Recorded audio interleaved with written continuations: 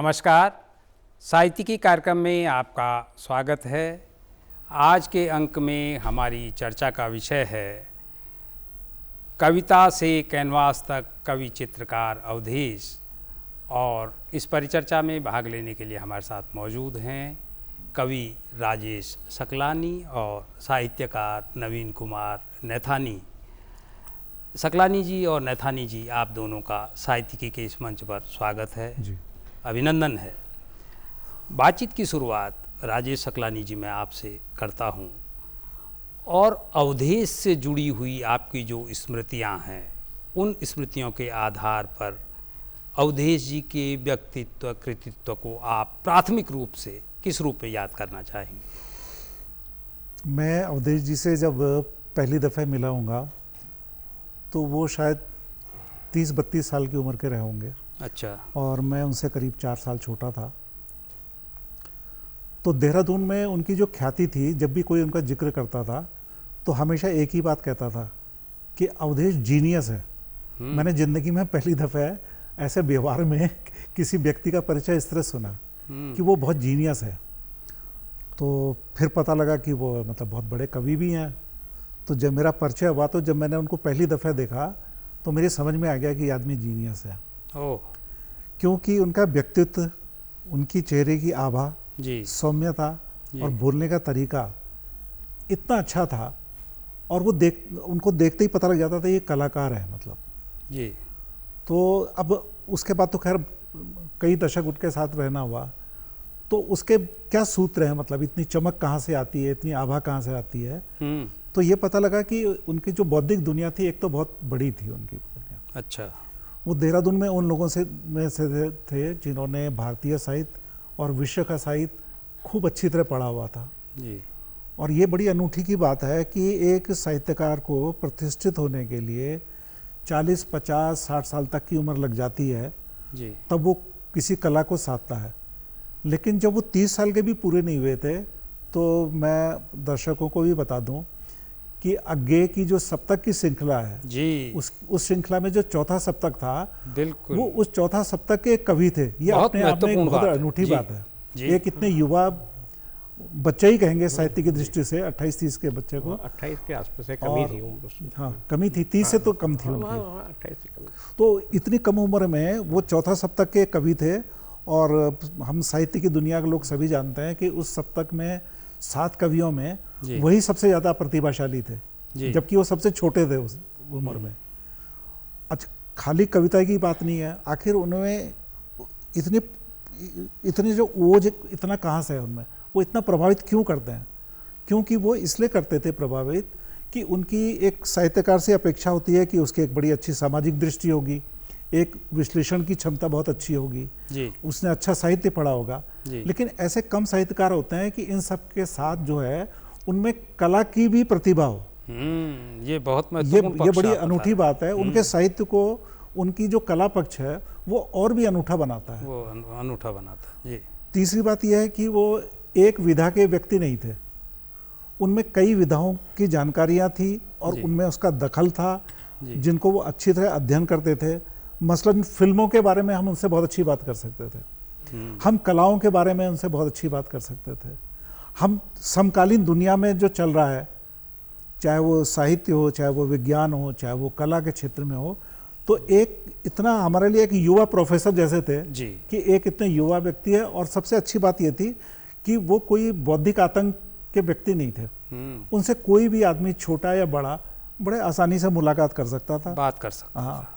और मैं इस बात को अपना आगे बढ़ाने के लिए बताता हूँ कि उनमें एक बहुत आत्मीयता थी जी। उनकी कविता, वो नवीन को भी याद है, मुझे भी याद है, उस कविता के आखिरी जो वो अंश है वो इस तरह ख़त्म होते हैं कि मिलो दोस्त जल्दी मिलो, मैं गरीब तुम गरीब लेकिन हमारे इरादे गरम। क्या बात है, क्या बात है। उनमें एक अपना किस्म का अभिजात्य था, लेकिन वो धन का अभिजात्य नहीं था, सत्ता का अभिजात्य नहीं था, प्रतिष्ठा का, बौद्धिकता का भी नहीं था। वो एक अच्छे व्यक्ति का जो होता है, जो कला दृष्टि से संपन्न हो, ऐसे व्यक्ति का अभिजात्य था जी। राजेश सकलानी जी, शुरुआती वक्तव्य में जिस तरह से आपने अवधेश को याद किया, हम लोग जो देहरादून में उत्तराखंड में रहते हैं, हम लगातार उनकी चर्चा किसी भी आयोजन में आती ही आती है। लेकिन नवीन कुमार नैथानी जी, एक तो आपसे हम ये ज़रूर जानेंगे कि आपने अवधेश को पढ़ा है, उनके साथ रहे हैं, उस पूरी मंडली के आप बहुत करीब रहे हैं, वो जो उस दौर की मंडली थी। अवधेश का रचना कर्म कैसा था, और दूसरा जिस तरफ राजेश सकलानी हमारा ध्यान खींच रहे हैं कि इतने विराट व्यक्तित्व का एक सृजनधर्मी हमारे बीच में था, चौथे सप्तक में अज्ञेय जिस कवि को आइडेंटिफाई कर रहे हैं उनकी क्या प्रतिष्ठा रही होगी। उनके चित्र हम देखते हैं, हमारे पृष्ठभूमि में भी उनके जो पुस्तकों के आवरण हैं उन पर उन्हीं के बनाए हुए चित्र हैं। इतने शानदार चित्रकार, क्या वजह है कि उनका उस तरह से अवलोकन, उस तरह से नोटिस लिया नहीं गया साहित्य की दुनिया में? पहले तो आप रचना कर्म पे बोलिए, और उसके बाद इतने विराट रचना कर्म वाला व्यक्तित्व उस तरह से क्यों नहीं नोटिस में लिया गया, इस पर आपकी टिप्पणी। अब अवधेश के बारे में बात करते हुए या सोचते हुए भी एक साथ बहुत तरह के विचार आते हैं जी। पहले तो जैसे आज ये मौका मिला है, इस तरह से हम लोग यहाँ बैठ कर के याद कर रहे हैं, तो ये अवसर भी जो है बहुत अच्छा अवसर है कि हम अवधेश को याद करें। और अभी हाल ही में जून में जो है उनका जन्मदिन था, तो देहरादून में मित्रों को ये दिमाग में आया कि अवधेश के रचना कर्म को एक बार फिर से, जबकि उनको गए हुए जो हैं वो 1999 की जनवरी में वो हमारे बीच से चले गए थे, 26-27 साल हो गए हैं। और तो कुछ रचनाएं जो हैं वो हमने जो है वो उनको ब्लॉग लिखो यहाँ वहाँ में जी, उनको एक बार दोबारा से हमने अवधेश की खोज की, एक तरह से यूँ कहें जी। लेकिन मेरे साथ तो अवधेश हमेशा, चूँकि इस तरह का मुझे एक अवसर मिला कि उनके साथ निरंतर रहने का, काफ़ी ज़्यादा नज़दीकियों के साथ रहने का, उनको जानने और समझने का भी जी, कि आप कभी भी, जितनी बार हमने बात की होगी, मुझे नहीं लगता कि कम से कम हम 1000 से ज़्यादा दिन ऐसे रहे होंगे जब मैं अवधेश के साथ रहा हूँ और हमने घंटों बात की है जी। लेकिन कभी भी कोई बात दोहराई नहीं गई, क्या बात, कोई विषय दोहराया नहीं गया। क्या बात है। जिसमें कलाओं की बात होती थी, जिसमें चित्रकला की थी, जिसमें मूर्ति शिल्प की थी। अच्छा, मूर्ति शिल्प हाँ, भी विदा मूर्ति थी। शिल्प पर भी अच्छा, उनसे बात हुई। अच्छा। एक बार जो उन्होंने बताया कि वो पहली बार जो है जब वो दिल्ली में गए तो उन्होंने हेनरी मूर के शिल्प देखे, बहुत विशालकाय शिल्प थे। अच्छा। और जब उन्होंने जो है उसको छू करके देखा तो उन्हें बड़ा अजीब सा लगा, चूँकि वो भीतर से खोखले थे जी। ये बात मतलब व्यंजनात्मक बात है, व्यंजनात्मक व्यास कि फॉर्म और कंटेंट के बारे में भी है, और आप और बहुत कुछ चीज़ें सीख सकते हैं उनसे। जी। तो चित्रकला के बारे में, कलावीथियाँ जो दिल्ली की हैं, आर्ट गैलरीज हैं, उनमें बहुत ज़्यादा मैं उनके साथ घूमा। और तो एक बात कहते थे कि चित्र को हमने कहा कि भैया जरा इसको समझाइए, उन्होंने कहा समझने की चीज़ नहीं है ये, अच्छा, ये ग्रहण करने की चीज़ है। क्या बात है। इसको आप मतलब देखिए और आप इसका आनंद लीजिए, और धीरे धीरे करके जितना ज़्यादा आप देखेंगे आपकी समझ में आता चला जाएगा। अंतस में उतारने हाँ, वाली बात है। बिल्कुल। जी। तो वो ये चीज़ थी कि इसका कोई मतलब नहीं। हमने कहा ये जो मॉडर्न आर्ट है, ये कई बार ये चीज़ समझ में नहीं आती, इसका समझने की ज़रूरत ही नहीं है इसको, ये समझने की चीज़ थोड़ी है। जी, मॉडर्न आर्ट को लेकर ये सवाल आते ही हाँ, हैं। मतलब ज़्यादा तरह के वो कई बार लोग मजाक भी बनाते हैं। जी। तो अवधेश को देख करके वो हुआ। फिर अवधेश के जो चित्रांकन थे, और उस समय मतलब कोई भी पत्रिकाओं में, हंस तो जो बहुत प्रसिद्ध पत्रिका है, इसके आवरण से लेकर के बहुत ज़्यादा आवरण जो है अवधेश के उसमें छपे हैं। जी। और एक ज़माने में मतलब 80 के दशक के शुरू से लेकर के आप देखिए, और पिछले 1970 के आखिरी दशक से लगभग जितनी भी प्रसिद्ध पुस्तकें जो है दिल्ली से छपी हैं साहित्य की, अधिकतर पुस्तकों के आवरण जो हैं वो अवधेश के बनाए हुए थे। बहुत बड़ी बात है, बहुत तो बड़ी वो बात है। कविता के साथ तो वो, चूँकि अब इसी के साथ जो है अज्ञेय ने उन्होंने छापा, अज्ञेय ने छापा उनको। तो वो दौर ऐसा था कि उस वक्त तक फिर जो है दूसरा जो साहित्यिक कारण, उसके एक दूसरे कारण है साहित्य की आलोचना, और उस समय के जो रुझान थे, उस रुझान में जो है अज्ञेय के साथ रहने का अवधेश को जो लाभ मिलना चाहिए था वो लाभ नहीं मिला। अच्छा, क्या वजह? हाँ। क्या वजह? नहीं, वजह ये रही है कि लोग क्योंकि अज्ञे को ये मानते थे कि वो बहुत ज़्यादा कलावादी हैं, रूपवादी हैं, और इस तरह से अज्ञे के साथ छप करके उनको एक खांचे में फिट कर दिया गया कि ये कला। लेकिन अगर आप चौथा सप्तक में ही, चौथा सप्तक के साथ ये भी था कि हर लेखक का जो है एक वक्तव्य भी छपता था साथ में कविताओं के साथ। अवधेश का जब आप वक्तव्य पढ़ते हैं तो आपको देख करके ताज्जुब होगा कि उसके अंदर पूरे जनता के बीच की बात है, जन के सरोकार हैं, लोगों के बीच में, लोग के बीच की बात करते हैं। और वो यहाँ तक कहते हैं, उसमें लिखते हैं कि आधुनिकता का मतलब ये है कि आधुनिक होने का मतलब बाहर से नहीं है, वो अपनी परंपरा के साथ, वो भारतीयता में उतना आधुनिक होने के साथ मैं अपनी भारतीयता को भी खोजता हूँ। अगर उसको लोगों ने पढ़ा होता, ढंग से पढ़ा होता और बिना पूर्व ग्रहों के देखा होता तो अवधेश के बारे में उनकी राय बदलती। जी जी, क्योंकि जी आप कंटिन्यू कीजिए। जी, तो इस बात पे मैं भी एक बात कहूँगा, आपने एक चीज़ पे खास जोर दिया था कि क्यों उनको उतना याद नहीं किया गया। जी, मैं वही जानना चाह रहा था कि इतना विराट व्यक्तित्व है और फिर कहाँ गायब हो गए, क्यों हुए? नहीं, बहुत सही कह रहा हूँ आप। मैं एक चीज़ पर रोशनी डालता हूँ कि जो 70s का और 80 का जो दौर है, ये पूरे हिंदी क्षेत्र में एक बहुत अच्छा युग है साहित्य के लिए। अच्छा, इसमें एक बहुत बड़ी पीढ़ी जो थी कवियों की, कथाकारों की, वो बहुत सक्रिय थी और वो एक साहित्य में बड़ा बदलाव ला रही थी और वो बड़े प्रतिभावान लोग थे और वो अपने समय को बहुत अच्छी तरह चिन्हित भी कर रहे थे और समाज के बदलावों को उसको ऑब्जर्व भी कर रहे थे। जी, तो एक इंटरेस्टिंग बात बताऊं कि वो जो प्रतिभावान कवियों का जो एक ग्रुप था, जी, उसमें आपको एक चीज़ की तरफ खास ध्यान दिलाऊंगा जी, कि अवधेश की किताब जिप्सी लड़की जो है, इसका प्रकाशन सन 80 में है, 80 में। और इसी के आसपास थोड़ा सा बाद में मंगलेश डबराल का उदय होता है, उनकी पहाड़ पर लालटेन आती है, वो आती है 81 में। एक तीसरे कवि हैं, वो भी आधुनिक कवि हैं, असद जैदी। असद जैदी हैं जी। उनका आता है बहनें और अन्य कविताएं, उनका पहला संग्रह है। तो तीनों के पहले संग्रह आए, अवधेश का जिप्सी लड़की, मंगलेश का जो है पहाड़ पर लालटेन और असद जैदी के बहनें और अन्य कविताएं। और ये तीन ऐसे संग्रह थे। मैं इस बात का सम्मान करते हुए कि बहुत सारी कवि थे, लेकिन मैं तीन का चयन इसलिए कर रहा हूँ कि ये तीन जो आगे जाके बहुत ही प्रतिभावान साबित हुए। इन्होंने बहुत ज़्यादा काम किया है ना, और इन्होंने मतलब हिंदी साहित्य की जो धारा को दिशा देने में एक महत्वपूर्ण भूमिका निभाई जी।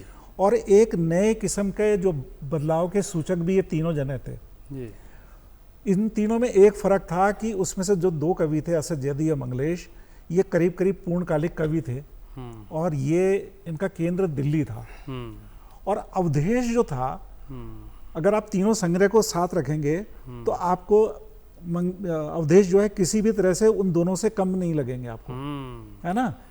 अवधेश बिल्कुल अलग तरह के कवि दिखते हैं। अगर वो सामाजिक संदर्भों में और राजनीति के संदर्भ में मंगलेश समाज को कैसे देख रहे थे, असद जैदी कैसे देख रहे थे, है ना, वो मोहभंग का समय भी माना जाता है आज़ादी के बाद का जी। और उसी तरह अवधेश भी उतने ही समर्थ कवि उस समय उदय होता है जी। एक तो जो अवधेश जो थे वो बहुत कैरियरिस्ट किस्म के नहीं थे। ये अच्छा टर्म आपने दिया कि साहित्य में भी कैरियरिस्ट नहीं थे। मैं ये नहीं कह रहा हूँ कि अन्य दो कैरियरिस्ट थे, लेकिन वो लगातार सक्रिय थे। और अवधेश बहुत लापरवाह थे। उसका लापरवाही का एक कारण ये भी था कि अवधेश का केंद्र साहित्य तो था ही, कला भी था। राजेश सकलानी जी, मैं हस्तक्षेप इसलिए कर रहा हूँ कि जहाँ पर आप बात को ले आए हैं वहाँ पर अगर इस समय मैं हस्तक्षेप न करूँ तो बात फिर आई गई हो जाएगी। नवीन नैथानी जी, राजेश जी जहाँ कह रहे हैं कि एक अलमस्त जीवन था अवधेश का, एक दार्शनिक का ही जीवन कहना चाहिए अपने आप में उस दौर को, क्योंकि मैंने जैसे शुरुआत में कहा कि आप उस मंडली के सक्रिय सदस्य रहे हैं। कौन कौन लिखने पढ़ने वाले लोग थे, देहरादून की जो परिधि थी किस तरह का वो केंद्र था, उसको आप कैसे याद करते हैं? असल में सीधी सी बात तो ये है कि अवधेश से जो मेरा संपर्क हुआ उसका कारण ये था कि पहले से हम क्योंकि एक कवि के तौर पर जानते थे अवधेश को और चौथा सप्तक के कवि हैं और बहुत दूर से ही उनको देखते थे। बड़े हसरतों के साथ। जैसे सर्वे चौक से जो है कभी किसी ने जो बताया कि साहब वो देखो वो अवधेश जा रहे हैं और साथ में धीरेन्द्र अस्थाना भी है। हाँ, धीरेन्द्र अस्थाना अभी बहुत कम समय मुंबई यहाँ में रहे, रह वो उनका जी। बहुत पैसा दौर था। जी उसके बाद क्या हुआ कि देहरादून में जब डीएवी कॉलेज में पढ़ाई के दरमियान जो है मेरी फिर वो मुलाकात हो गई। यहाँ एक बड़े पेंटर रहे गोपाल दानी, उन्होंने डीएवी कॉलेज से किया था ड्राइंग पेंटिंग में उनकी एक प्रदर्शनी लगी थी। अच्छा। वो अनिकांत पैलेस में लगी थी और वो मतलब आधुनिक चित्रकला की, उनसे मेरा परिचय हुआ जी। तो उनके गुरु जो हैं, जो प्रमोद सहाय हैं, डीएवी कॉलेज में देहरादून से, अब तो रिटायर हो गए हैं ड्राइंग पेंटिंग विभाग से। जी तो प्रमोद सहाय उन्होंने भी यहाँ के युवाओं के बीच में जो है बहुत नए तरीके से जो कलाओं का और इसका प्रचार प्रसार किया था। जी वो कविता भी लिखते रहे। जी। तो सहाय साहब ने कभी गोपाल दानी को बताया होगा कि भाई यहाँ अवधेश से मिलो, इस चीज़ के बारे में बात करनी है। तो वहाँ गोपाल दानी से मुझको पता लगा, तब ये इच्छा बहुत बलवती हुई जी कि भाई अवधेश से मिला जाए। और मिलने के बाद फिर दूसरा तरीका था कि कभी मतलब कोई वक्त नहीं होता था हम लोगों का, और सवेरे नहीं देखनी, शाम नहीं देखनी। एक बार तो हरजीत थे हमारे साथ फिर जी। तो हरजीत तो शायर थे, उनके बारे में भी खूब हम लोग कभी फिर जी विस्तार से जरूर, अलग से बात करेंगे। हरजीत पर भी बात की जानी चाहिए। जी तो एक बार इस तरह का वो था कि हम जैसे मतलब मसूरी गए जी। और पैदल चले जाते थे यहाँ से।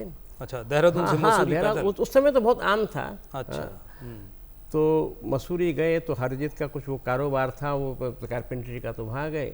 और अगले दिन सवेरे वहाँ से आते हुए वाइनबर्ग एलन में जो है जितेंद्र शर्मा जी थे जी, उनसे मिलते हुए आए और रास्ते में उतर रहे थे, शहनशाही से उतरे, फिर बातचीत करते हुए अवधेश को सुनाने लगे। कोई गीत उनको याद आ गया, हरजीत को अपनी कोई चीज़ याद आ गई। तो बीच में मौसम देखा बहुत अच्छा है, सामने देखा कि एक प्लेटू साइड जगह थी उतर शहनशाही से उतरते हुए, जिसके आगे हल्का सा ढलान होता है। प्लेटू के आसपास शाम का वक्त और देहरादून बहुत खूबसूरत दिखाई देता है।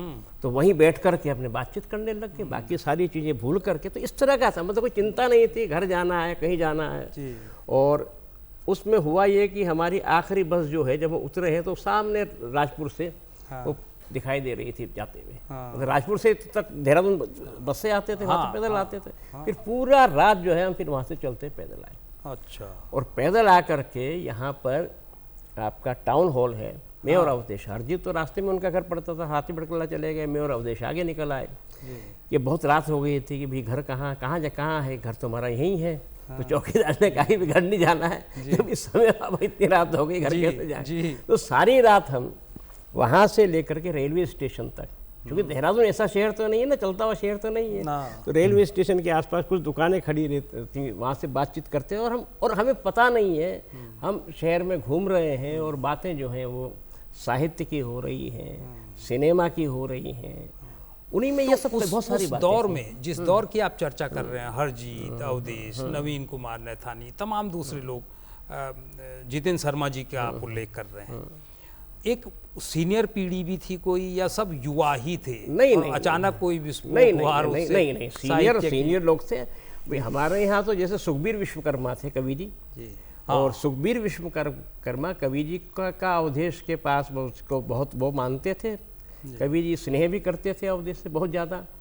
और वैनगार्ड अखबार, गुरदीप खुराना जी, वैनगार्ड वाले, हाँ वैनगार्ड वाले कवि जी, गुरदीप खुराना जी, गुरदीप खुराना थे, कृष्णा खुराना जी थी, सुभाष पंत थे। सुभाष पंत से तो बहुत ज़्यादा अवधेश के बारे में बातें करते थे सुभाष पंत जी। मैंने किया है सुभाष पंत जी बराबर, अपने अंतिम दिनों तक वो अवधेश को। नवीन कुमार नैथानी जी, फिर मैं आपके पास आऊँ, उससे पहले एक टिप्पणी मैं राजेश सकलानी से ज़रूर लेना चाहूँगा। इस बीच आप, मैं देख रहा था कि अवधेश के कुछ चित्रों का आप कलेक्शन भी कर रहे थे, उनका वो जो कला पक्ष है उस पर आपकी संक्षिप्त टिप्पणी मुझे मिल जाए, फिर मैं नैथानी के पास जाता हूँ। इस बात में रोशनी डालना चाहूँगा जी कि मैं पहले अवधेश की पृष्ठभूमि बता दूँ जी कि अवधेश जी कोई अमीर परिवार के नहीं थे, बहुत साधारण परिवार के थे जी, और उनको गोद लिया गया था। अच्छा, है ना? अच्छा। तो फिर वो तो बच्चे के रूप में थे, उनको इससे कोई मतलब नहीं है। उनमें एक जन्मजात प्रतिभा बहुत अच्छी थी। मैं आपको एक खास बात बताऊं, ये बड़े मतलब गर्व की बात है कि जब वो बिल्कुल युवा थे तो दिल्ली में एक प्रतियोगिता होती थी, संघर्ष कंपटीशन होता था अखिल भारतीय स्तर पर। हाँ, संघर्ष वीकली वाले करते जो कार्टूनिस्ट थे उनके नाम पे एक ऑल इंडिया कंपटीशन होता था। तो अवधेश को 2 बार प्रथम पुरस्कार उसमें मिला था। बहुत बड़ी बात है, बहुत बड़ी बात। वो तो कोई मंच ही बहुत प्रतिष्ठित बहुत बड़ा मंच था। उस समय उनको ये पुरस्कार मिल गया था। और आप समझिए, वो तो मैंने बता ही दिया कि उनको इतनी कम उम्र में वो चौथा सप्तक में आ गए। जी जी। लेकिन ये कला के पीछे ना आदमी का स्वभाव भी होता है। जो आदमी समाज में, प्रकृति में हमेशा कोई खोज करता है, उसी को नसीब होती है, चाहे साहित्य हो, चाहे कला हो, चाहे पेंटिंग हो। जी। तो जैसे मैंने अभी बताया था कि वो एक बोहेमियन प्रवृत्ति के थे, तो और क्यों और कवियों की तरह उतने मशहूर नहीं हुए, उसका कारण ये था, एक तो वो कई क्षेत्रों में उनका हाथ था, रंगमंच में भी थे। दूसरी बात यह है कि अच्छा, थिएटर में भी अवधेश थे जुड़े? थिएटर में बहुत। अगर आपको थिएटर पे बात करनी हो या फिल्मों पे बात करनी हो, तो अवधेश बहुत अच्छे जानकार थे इन सब चीज़ों के, और उनका देखने का नज़रिया बहुत अच्छा था। तो दूसरी बात यह है कि उन्होंने एक बोहेमियन लाइफ स्टाइल अपनाई। तो एक तो उन्होंने जीवन में एक अनुशासन का पालन नहीं किया, एक कारण तो ये था। अच्छा। अनुशासन का पालन नहीं किया, तो ज़्यादा समय उन्होंने सर्च में ज़्यादा लगाया, उसको कार्यान्वित नहीं किया, रिसर्च में ज़्यादा समय चला। दूसरा, उनकी मूल संवेदना तो एक चित्रकार की थी, तो चित्रकारिता के लिए बहुत पैसा खर्च होता है। बिल्कुल होता है जी। और एक आश्चर्य की बात यह है कि उनकी शादी बहुत कम उम्र में हो गई थी, 4 बच्चे हो गए थे।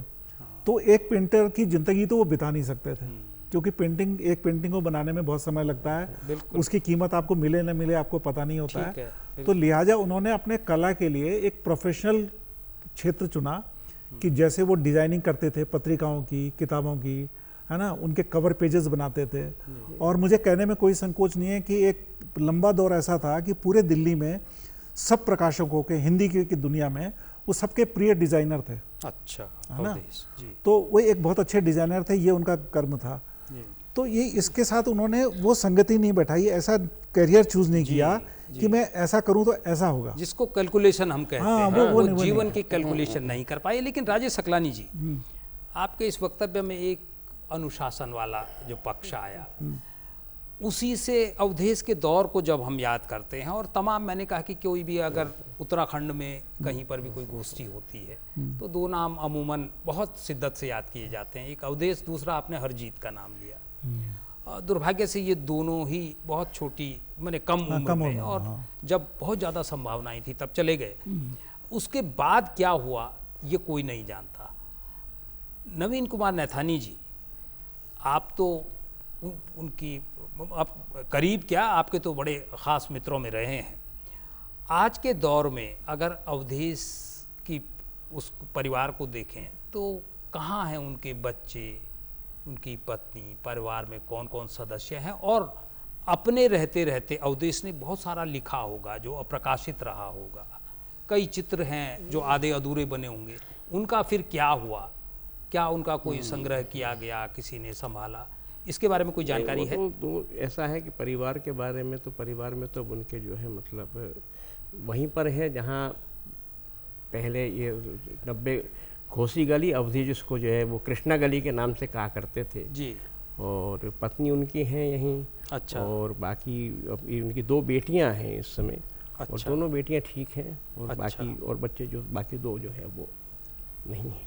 2 नहीं? हाँ। अच्छा। और 2 बेटियां उनकी, और अच्छी तरीके से हैं, और वो मतलब बीच बीच में अब तो वो फेसबुक से और इससे वो अवधेश उससे वो संपर्क में भी हैं। अच्छा। हाँ, ये अच्छी बात है। अगर बच्चे से हम गए थे, बड़े अफसोस की बात है जी कि अवधेश जी के, मैंने बताया आपके 4 बच्चे थे उनके, तो 1 लड़का था और 3 लड़कियां थी।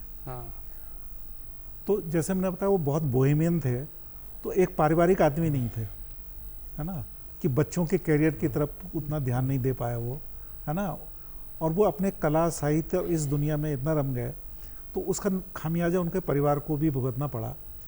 तो जब अवधेश जी की डेथ हो गई, तो दुर्भाग्य से उनकी जो सबसे छोटी बेटी थी, जिसमें भी बहुत कलाकार के गुण थे, वो भी मतलब एक कुछ एक्सीडेंट ही समझ लीजिए, पारिवारिक एक्सीडेंट जिसमें उसकी डेथ होगी।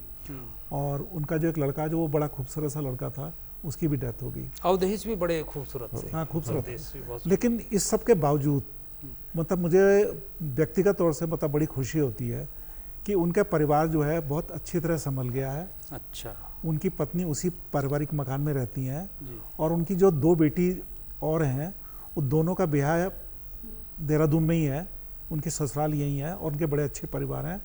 तो जो बड़ी लड़की है उसका नाम तो है रितु त्रिपाठी और छोटी बच्ची है उसका नाम है ऋचा शर्मा। ओ क्या बात है, दोनों बेटियां, बहुत अच्छा। दोनों बड़ी योग्य हैं। उनके बच्चे भी अच्छे, मतलब ठीक ठाक पढ़ाई लिखाई और जीवन से संबंधित जो जो चीज़ चाहिए सब उनको हासिल है। ये अच्छी बात है, अगर अवधेश की रूह कहीं होगी तो वो ज़रूर संतुष्ट होंगे। लेकिन राजेश जी, जहाँ पर मैं नवीन कुमार नैथानी के पास आया था जिस सवाल के साथ, कि उनके उस दौर की जो रचनाएं हैं, जो कविताएं हैं, बहुत सारे चित्र होंगे। जब वो, आप खुद ही कह रहे हैं कि वो दिल्ली के सारे प्रकाशकों के वो सबसे प्रिय डिजाइनर थे, तो बहुत सारे चित्र होंगे, क्योंकि अवधेश तो अचानक चले गए थे।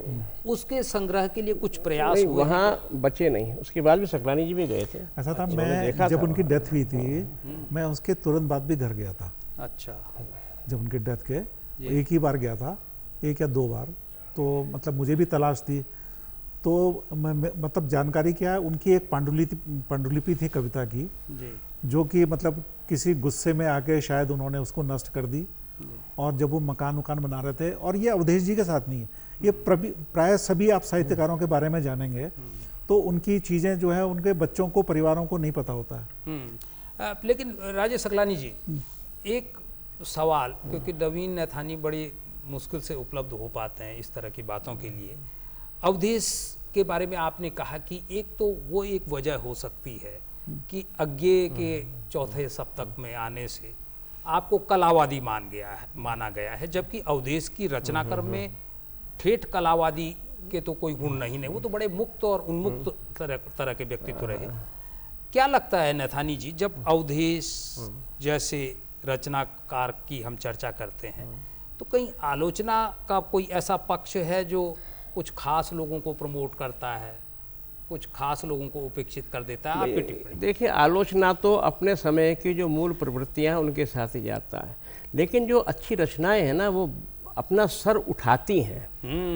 वो अवधेश का ही, अवधेश ने बहुत सारी विधाओं में भी काम किए ना, तो अवधेश ने, बल्कि एक गज़ल में एक गीत भी है अवधेश का, उस गीत की पंक्तियां हैं कि तू बयानों से अपने बचा भी तो क्या, साफ दिखते तेरी उंगलियों के निशान। क्या बात है। अंधेरा यहाँ और अंधेरा वहाँ, फिर भी ढूंढूंगा मैं रोशनी के निशान। क्या बात है, फिर से इसको। है अंधेरा यहाँ और अंधेरा वहाँ, फिर भी ढूंढूंगा मैं रोशनी के निशान। इसको गाते थे बहुत सुंदर तरह से, वो बहुत बढ़िया गाते थे। है धुएं में शहर, ये नहीं पता लोगों को क्या है धुएं में शहर या शहर में धुआं, आप कहते जिसे कहकशां कहकशां, तू बयानों से अपने बचा भी तो क्या, साफ दिखते तेरी उंगलियों के निशान।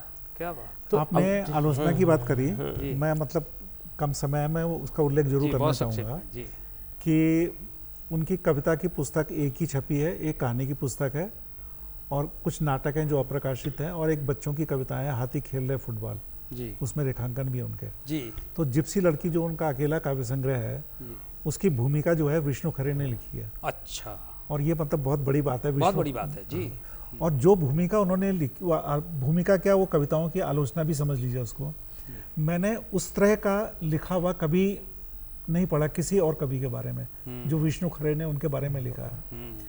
उन्होंने ये कहा है कि भारतीय हिंदी का जो कवि है वो कभी युवा नहीं होता, कभी जवान नहीं होता, क्योंकि उस पर एक अचानक वो अपने ऊपर एक बोझ ले लेता है कि मुझे सारे समाज की चिंता करनी है, और वो हमेशा उदास और दार्शनिकों की तरह रहता है कि अगर आपको देखना है कि एक युवा कवि का जीवन का उल्लास क्या होता है, वो जीवन को कितने अच्छे तरह से देखता है, तो उसका उदाहरण है अवधेश। अवधेश कविताओं में मिलता है। नवीन नैथानी जी, मैंने कहा कि आप दोनों उनके बड़े करीबी रहे हैं और वो पूरा एक दौर आपने देखा है।